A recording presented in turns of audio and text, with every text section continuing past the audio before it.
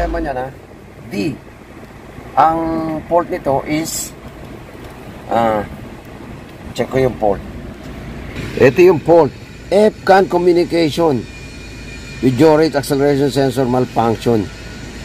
F-CAN communication with gauge control module ABS solenoid valve malfunction.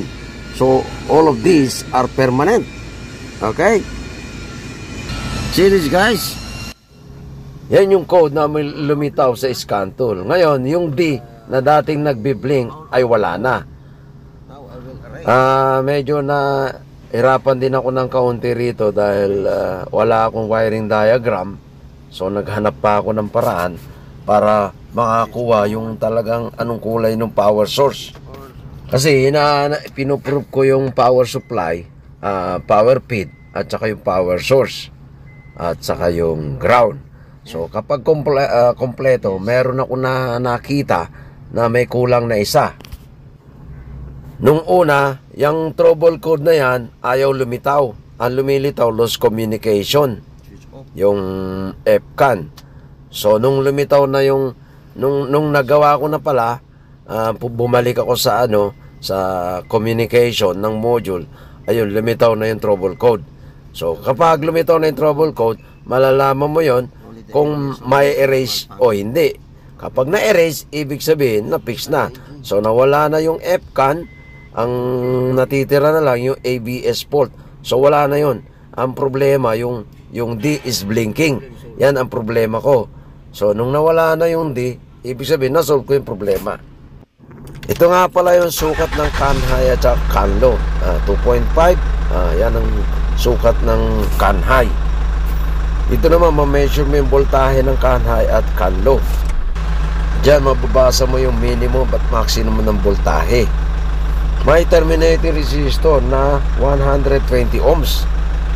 Dito, mababasa mo yung 2.5 hanggang 3.5 ang CAN high. 2.5 hanggang 1.5 ang CAN low.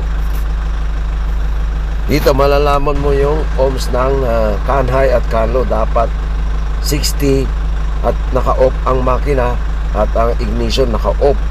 So dapat 59 to 60 ohms ang mababasa. Kapag ang ohms naman umabot ng 120 ohms, ibig sabihin yan merong short to ground ang CAN high o CAN low. So kailangan hindi siya umabot ng 120 ohms. Kapag disconnected, 120 ohms pa rin, mayroon pang ibang module na short to ground. Ito yung nakapwesto rito, yung ABS module. Yan. Ngayon, hinahanap ko yung wire na white color na walang supply na pumapasok sa ABS. Kaya ako nalaman yung power source na puti, na kulay puti na wire, ay naghanap ako ng wiring diagram para dyan sa Honda Accord. Medyo may kahirapan hanapin kasi yung dugtungan na nakatago sa sa kaloob-looban ng fender. Kaya yan, nailabas namin para lang malaman yung continuity ng connector. So nung mailabas na, ina-check ko yung continuity ng connector ng female at male connector. Nung una, wala akong makuhang pumapasok na supply papunta sa BSA module. Meron mapapasok yung sa connector sa merong male, pero yung palabas wala. Pagkatapos nun, pinahugot ko, pinakonect ko ulit. Kung maikonekta na, doon lang nagkaroon ng power source papuntang BSA. Kung hindi mo halugugin yung wire na to, mahihirapan ka kasi nasundan ko na lang yung white color. Guys, I got the port here.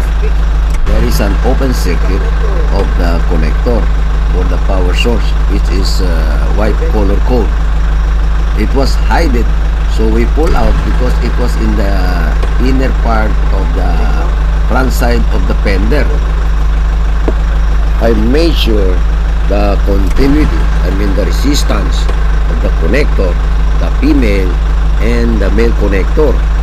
Before it was connected, but there is no continuity. So I pull out the connector and fix it back. That's why we are taking the continuity again. if there is resistance or not. After the repair, the blinking V is no longer blinking at IPC.